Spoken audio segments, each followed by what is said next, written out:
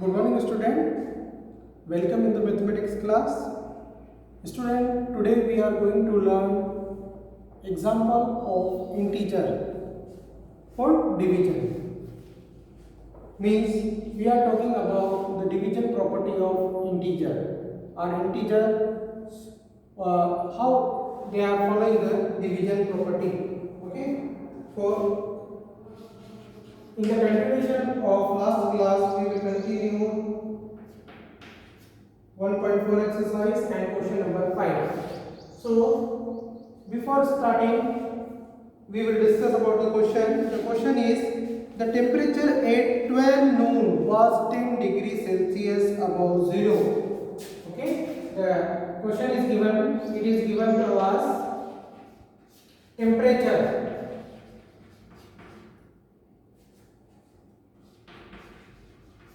Temperature at 12 noon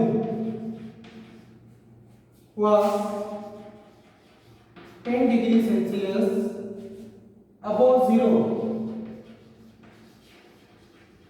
Okay, student, temperature at 12 noon was 10 degrees Celsius above 0. Above 0 means, as we know that integer means a collection of positive, negative and 0. So above 0 means it is represented by positive integer.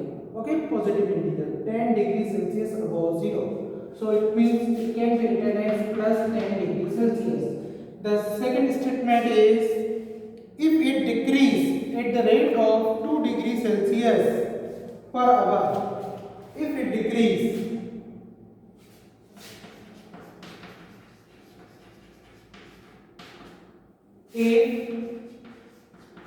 if it decrease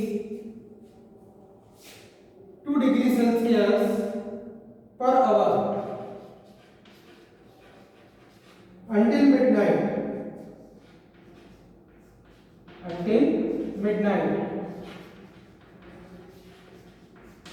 The second statement is given, the temperature which was at 12 noon 10 degree Celsius above 0, मतलब दिन के 12 बजे, दोपहर में 12 बजे जो temperature था वो 10 डिग्री सेल्सियस 0 के ऊपर था। 0 के ऊपर था मतलब प्लस 10 डिग्री सेल्सियस था। और फिर सेकंड स्टेटमेंट है, if it is decrease 2 degree Celsius per hour until midnight, और वो प्रति घंटे 2 डिग्री सेल्सियस कम होता जाता है, हर घंटे में 2 डिग्री सेल्सियस कम होता जाता है। कब तक? मिडनाइट तक, आधी रात तक, रात के 12 बजे तक वो कम होता जाता है। दिन के 12 बजे 10 डिग्री सेल्सियस 0 के ऊपर था। कहने का मतलब, हम दोनों सेंटेंस को मिला लें तो इसका मतलब है कि दिन के 12 बजे जो टेम्परेचर था, तापमान था, वो 10 डिग्री सेल्सियस था प्लस 10, और वो हर घंटे 2 डिग्री सेल्सियस कम होता जाता है रात के 12 बजे तक। मिडनाइट मतलब रात के 12 बजे तक। तो क्वेश्चन क्या है? द क्वेश्चन इस तरह से पूछा गया है, at what time would the temperature be 8 degree Celsius below 0? At what time, the question जो हमसे पूछा गया है,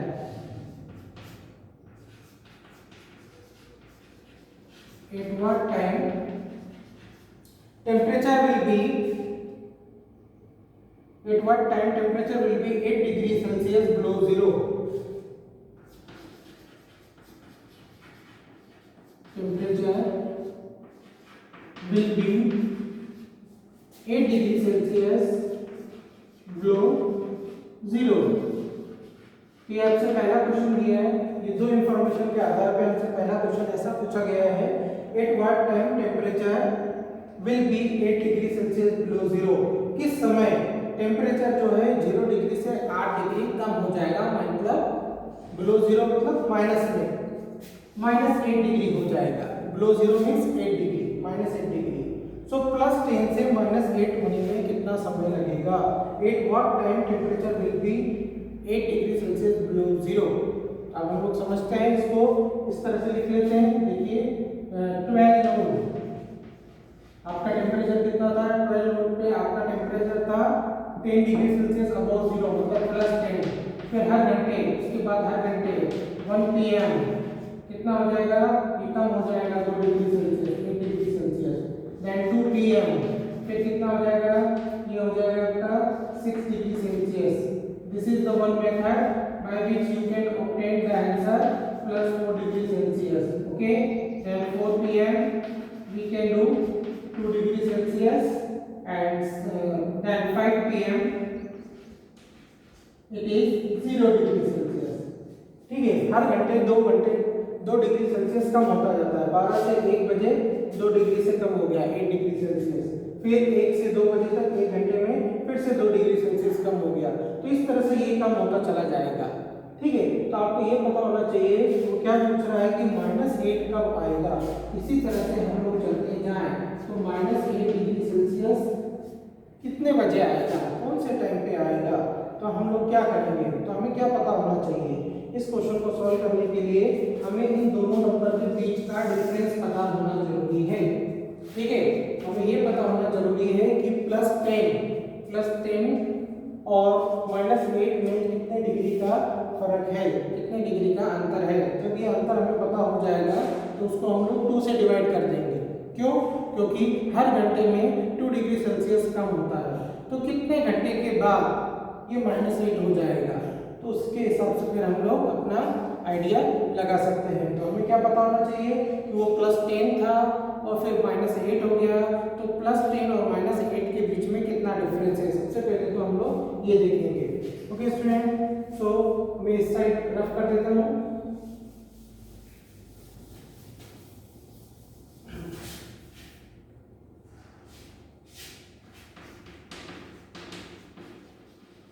difference between +10 degree Celsius and -8 degree Celsius, कितने का अंतर है दोनों में। अगर हम लोग दोनों में अंतर निकालेंगे 10 degree Celsius and 8 degree Celsius minus plus हो जाएगा, तो दोनों में 18 डिग्री सेल्सियस का अंतर है। कितने डिग्री का? 18 डिग्री का अंतर है। ठीक है, तो 18 डिग्री जो है वो टेम्परेचर कम हो जाता है। तो 1 घंटे में अगर 2 डिग्री कम होता है तो 18 डिग्री सेल्सियस कितने घंटे में होगा, बहुत सिंपल है। तो कितना टाइम लगेगा, ठीक है ना, टू डिक्रीज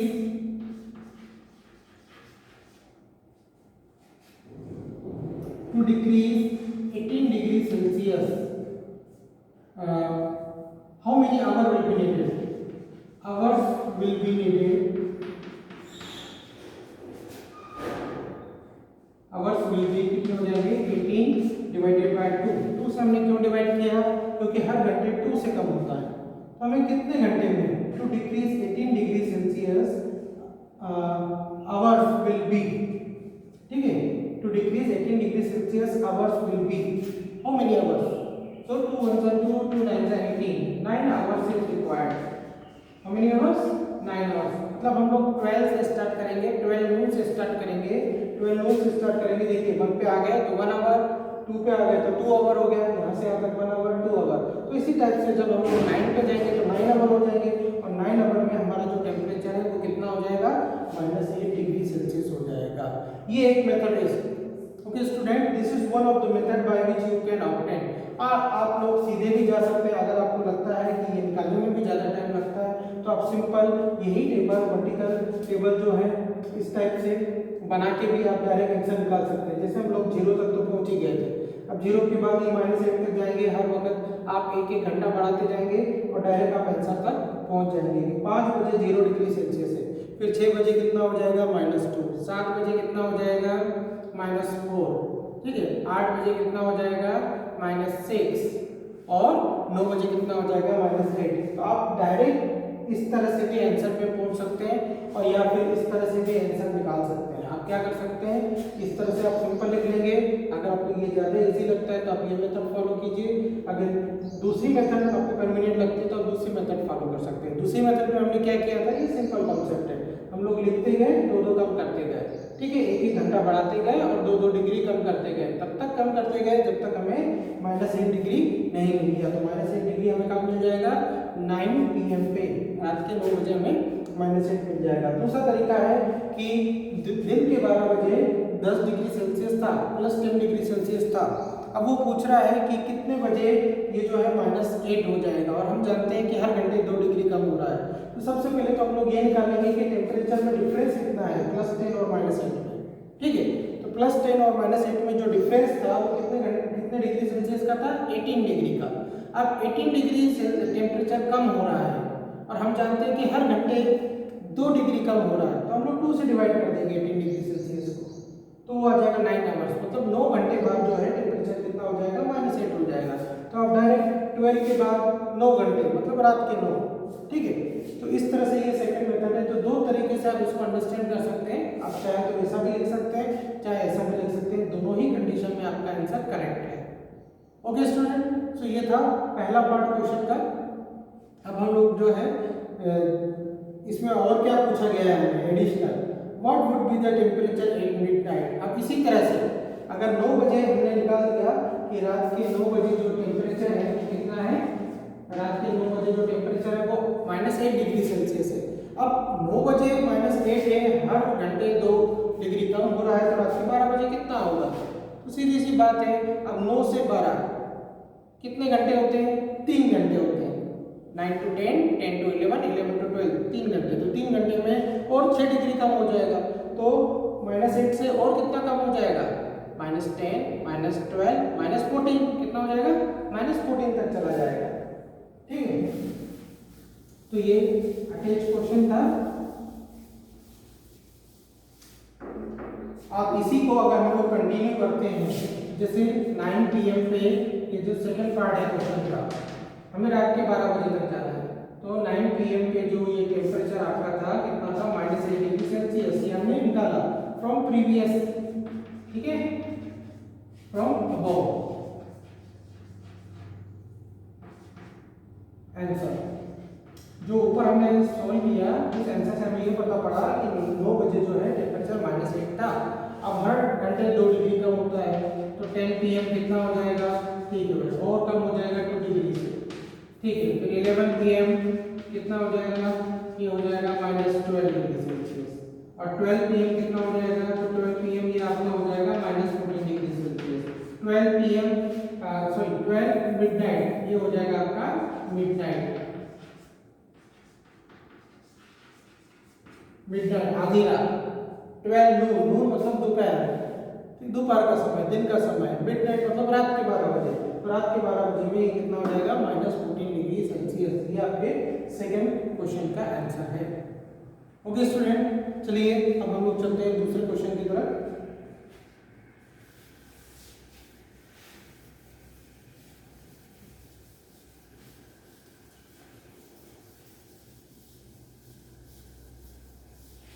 दूसरा क्वेश्चन इस तरह से दिया हुआ है, इस तरह का हम लोग एक और क्वेश्चन सॉल्व कर चुके हैं पहले भी। किस टाइप का question, question related with marks. Okay, question related with test. Suppose एक कोई टेस्ट है, उसमें अगर आप सही अटेम्प्ट करते हैं आंसर तो आपको प्लस में मार्क मिलते हैं, अगर आप रॉन्ग अटेम्प्ट करते हैं तो आपके कुछ मार्क्स माइनस हो जाते हैं। ठीक है, तो लास्ट में आपका स्कोर क्या होगा, इस टाइप का हम लोग क्वेश्चन पहले भी कर चुके हैं, उस पर हम लोग ऑलरेडी वीडियो देख चुके हैं। आज हम लोग फिर से उस टाइप का एक क्वेश्चन सॉल्व करने जा रहे हैं, तो ध्यान दीजिए क्या है आज का क्वेश्चन। आज का क्वेश्चन है एक्सरसाइज 1.4 का जो क्वेश्चन नंबर है, ये क्वेश्चन नंबर 6 है। In a class test +3 marks are given for correct answer. ठीक है, फॉर करेक्ट आंसर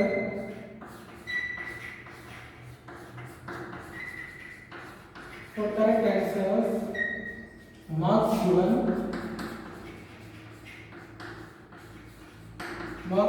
कितने मार्क्स दिए जा रहे हैं, +3 मार्क्स दिए जा रहे हैं। ठीक है, and for incorrect answer and -2 mark for incorrect answer, for incorrect answer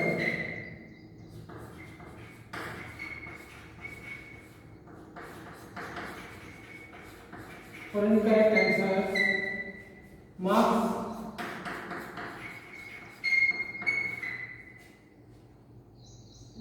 incorrect answer। ठीक है, for incorrect answer marks deducted।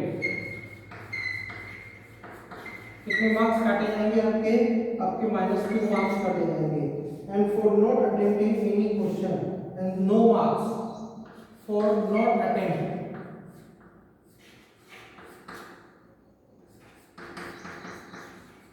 जो आपने क्वेश्चन सोल्व ही नहीं किया, फॉर नॉट अटेम्प्ट मार्क्स कितने मिलेंगे?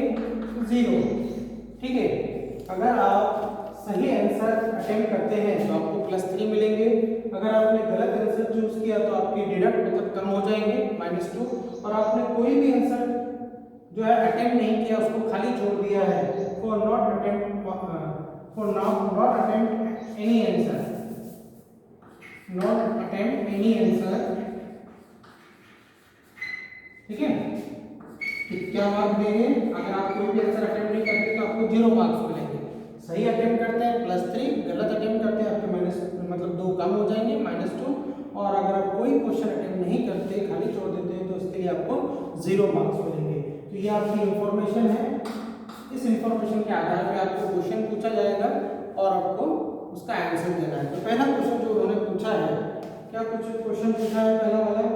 पहला क्वेश्चन पूछा है, राधिका स्कोर 20 मार्क्स। राधिका को 20 मार्क्स मिलते हैं। She got 12 correct answer. How many question she attempt incorrectly? Radhika score. What is given? It is given Radhika score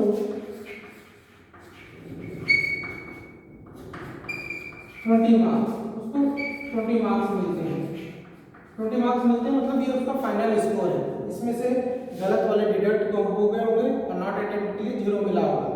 सही अटेम्प्ट के लिए उसको +3 मिले होंगे, जितने भी क्वेश्चन सही किए होंगे। और उसके बाद जो गलत किए होंगे उसके लिए हर क्वेश्चन के -2 उसमें से कम हो गया होगा। उसका फाइनल स्कोर जो है कितना है? +20 है। तो हमें ये बताना है कि अगर राधिका का फाइनल स्कोर अगर +20 है और she got 12 correct answer, she got 12 correct answer,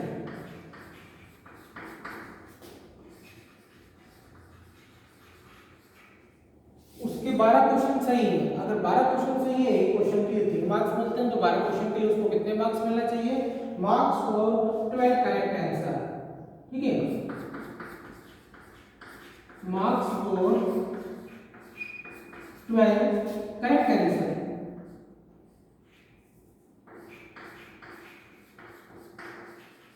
correct answer कितना हो जाएगा? Marks 12 × 3, that is 36। उसको 36 मार्क्स मिले।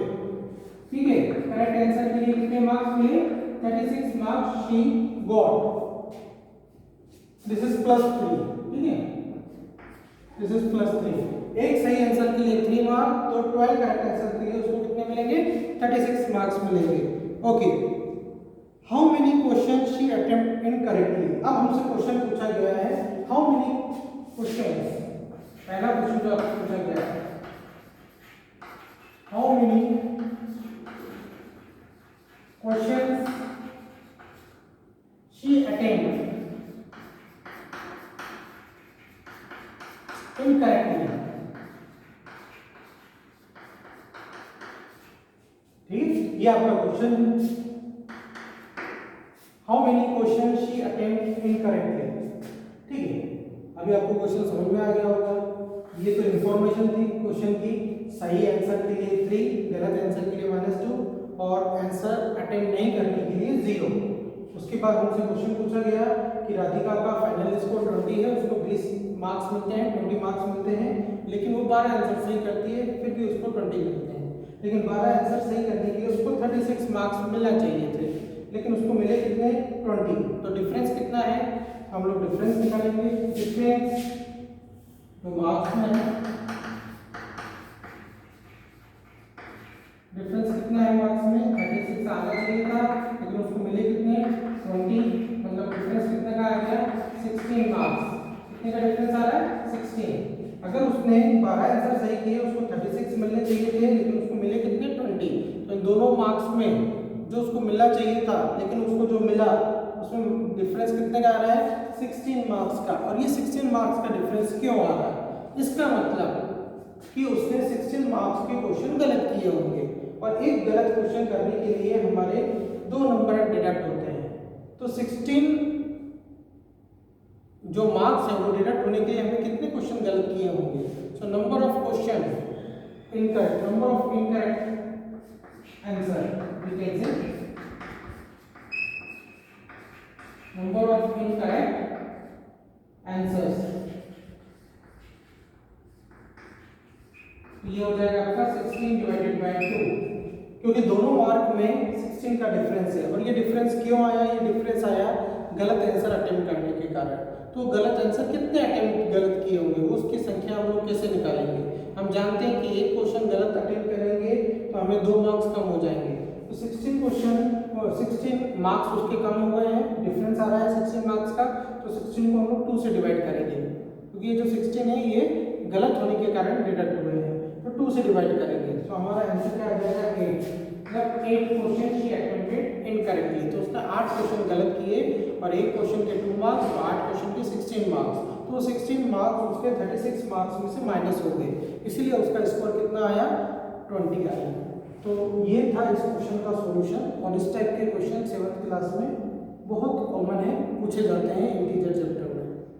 तो आप उसको ध्यान से कीजिए। सबसे पहले आपको इन्फॉर्मेशन पढ़ना है, सही के लिए कितना, गलत के लिए कितना और नॉट अटेम्प्ट के लिए 0।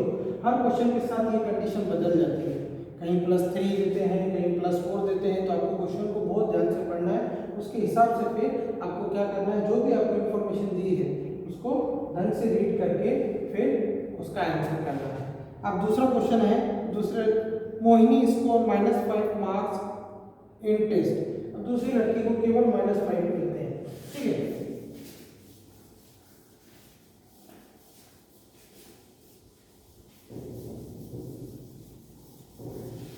Mohini score -5 mark in the test, ये हम सबको दिया हुआ है, सेकंड क्वेश्चन में यहाँ दिया हुआ है। इसी का सेकंड पार्ट है क्वेश्चन नंबर 6 का।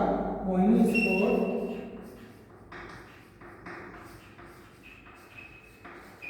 -5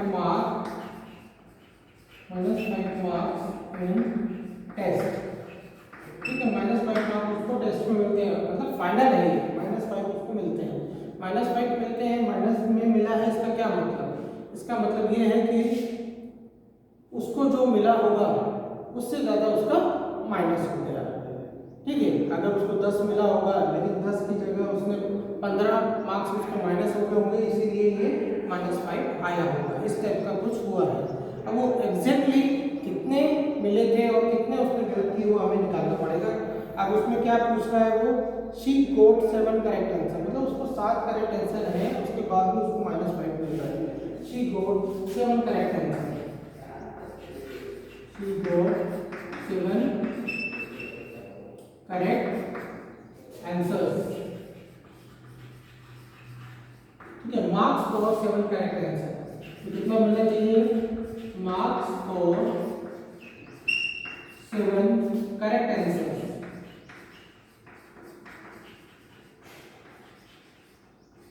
कितना मार्क्स मिलना चाहिए, एक सही क्वेश्चन के लिए 3, तो 7 करेक्ट क्वेश्चन के लिए कितना मिलेगा, तो 7 × 3 कितना हो जाएगा, 21 मार्क्स मिलेगा। कितना मार्क्स मिलेगा, 21 मार्क्स 7 क्वेश्चन के लिए। लेकिन 21 मिलना चाहिए था, उसको मिला कितना, -5, मतलब उसने उतने क्वेश्चन गलत किए होंगे, इसीलिए इतना डिफरेंस आ रहा है। सबसे पहले तो हम लोग 21 और -5 का डिफरेंस निकालेंगे, ठीक है ना। डिफरेंस कितना आ रहा है,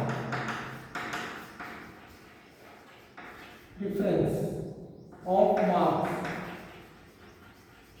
अगर उसने 7 क्वेश्चन अटेम्प्ट किए हैं करेक्ट तो उसको मिलेंगे 21, लेकिन उसको मिले कितने, उसको मिले हैं शी गॉट -5, ठीक है। For attempting correct answer she should get 21, but finally she received -5. So what is the difference between these two numbers? So we will find the difference. So difference will be -minus become plus. So difference is plus 26. So the difference is 26 marks. 26 marks का difference है. So there is a difference of 26 marks. So we know that for attempting one incorrect answer, 2 marks is deducted. एक गलत answer के लिए 2 marks कम होते हैं। तो कितने गलत आंसर के लिए 26 मार्क्स कम होंगे, हम लोगों को डिवाइड करना पड़ेगा number of incorrect answer, number of incorrect answers,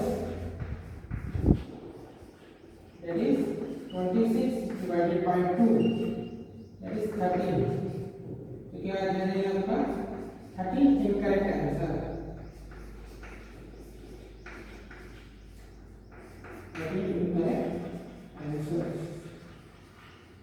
देखिए स्टूडेंट, बहुत सिंपल है क्वेश्चन। क्या करना है, आपको जो भी इंफॉर्मेशन दी है उसको ढंग से पढ़ना है। उसके बाद आपको क्या बताया जा रहा है कि उसको टेस्ट में कितने मिले, उसको आप ध्यान में रखिए।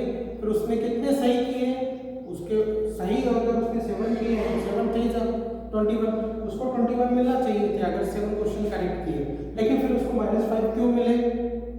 तो ये दोनों मार्क्स में कितना डिफरेंस है, तो दोनों मार्क्स का डिफरेंस निकालेंगे। और ये जो डिफरेंस है ये गलत आंसर के कारण हुआ। अब एक गलत आंसर के कारण 2 मार्क्स डिडक्ट होते हैं, तो 26 मार्क्स डिडक्ट होने के लिए कितने आंसर उसने गलत किए होंगे। सो उसके हाथ से 13 क्वेश्चन आंसर जो गलत हुए होंगे टेस्ट में, इसलिए उसका जो फाइनल स्कोर आया कितना आया -5। ओके स्टूडेंट, सो ये थे question related with test, marks given for correct answer, marks deducted for incorrect answer. ये क्वेश्चन इससे रिलेटेड है और बहुत अच्छे क्वेश्चन है। आप अंडरस्टैंड करेंगे तो आपको फायदा होगा। एग्जाम में इस टाइप के क्वेश्चन जरूर आते हैं। अब ये जो भी आज हम लोग इस क्लास में क्वेश्चन डिस्कस कर रहे हैं, ये सारे के सारे क्वेश्चन बहुत वर्ड प्रॉब्लम में है और बहुत इंपॉर्टेंट है। इसके बाद वाला जो क्वेश्चन है that is also very important in the exam. Many time it repeat in the exam, repeat होता रहता है। आप देखिए क्वेश्चन नंबर 7 को, एक्सरसाइज 1.4 क्वेश्चन नंबर 7।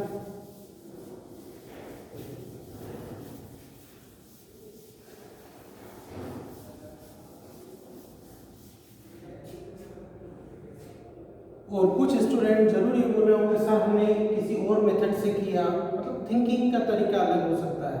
तो थिंकिंग का तरीका अलग है, आपका आंसर करेक्ट आ रहा है तो दूसरा एक क्वेश्चन को सॉल्व करने के एक से ज़्यादा मेथड होते हैं।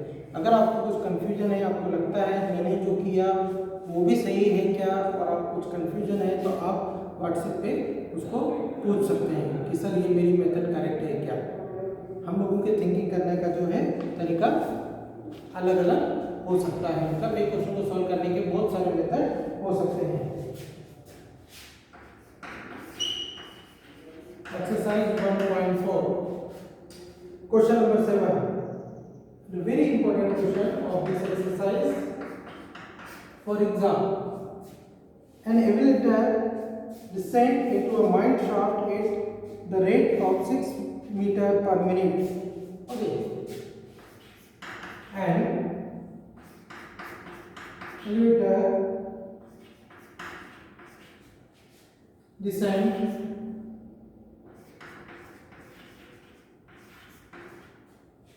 into a mine shaft at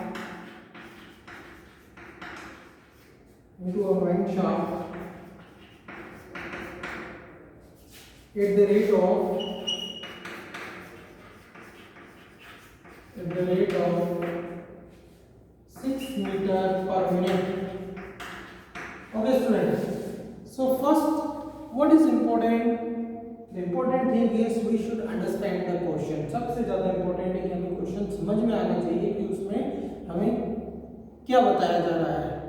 उसके बाद ही हम लोग डिसाइड कर सकेंगे कि हमें इसमें क्या फाइंड करना है, क्वेश्चन को अंडरस्टैंड करना है। अगर आपको इसका मतलब नहीं मालूम, an elevator descend into a mine shaft, what is elevator? Elevator में आप बोल सकते हैं एक टाइप की लिफ्ट है। Descend into a mine shaft, mine shaft मतलब कोयले की खदान। तो आप समझ लो कोयले की खदान मतलब कुएं जैसी गहरी, ठीक है। तो एक आप क्या बोल सकते हैं लिफ्ट टाइप की लिफ्ट है, descend into a mine shaft at the rate of 6 meter per minute, जो है नीचे की तरफ जाती है, खसकती है।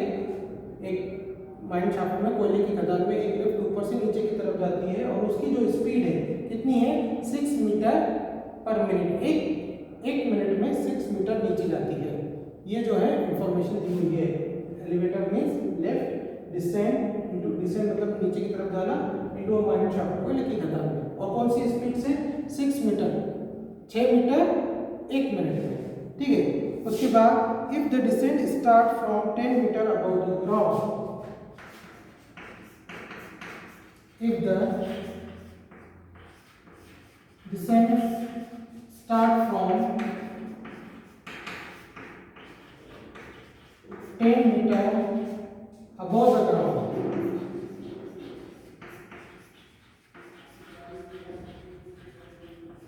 अगर लिफ्ट का नीचे जाना ग्राउंड के 10 मीटर ऊपर से स्टार्ट होता है, ठीक है, start from 10 meter above the ground, above the ground मतलब ऊपर की तरफ। अगर ग्राउंड पे कोई चीज है तो उसकी पोजीशन हम लोग 0 लेते हैं, ग्राउंड के ऊपर की तरफ जाते हैं तो पॉजिटिव, ग्राउंड के जो सरफेस से नीचे जाते हैं तो निगेटिव।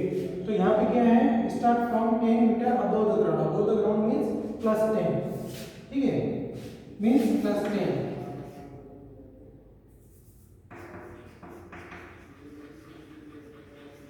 +10 मीटर, ठीक है, 10 मीटर ऊपर से सरफेस से।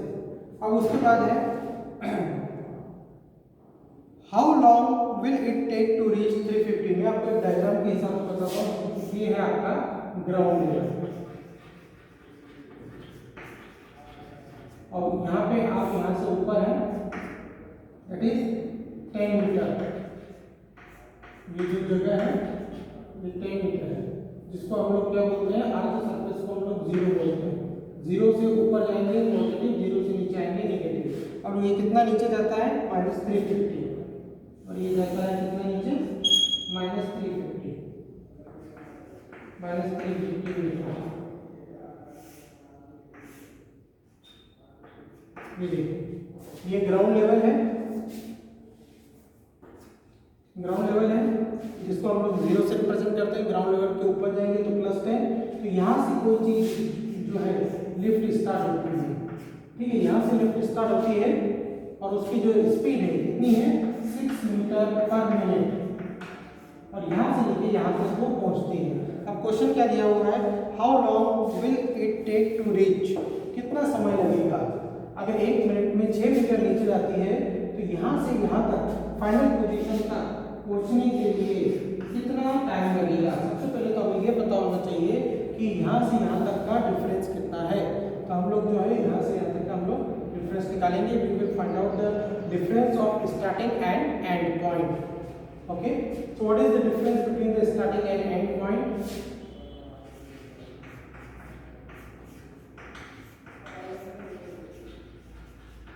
Difference between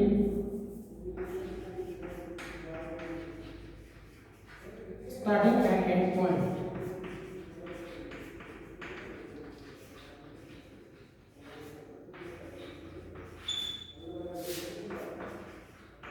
So we should know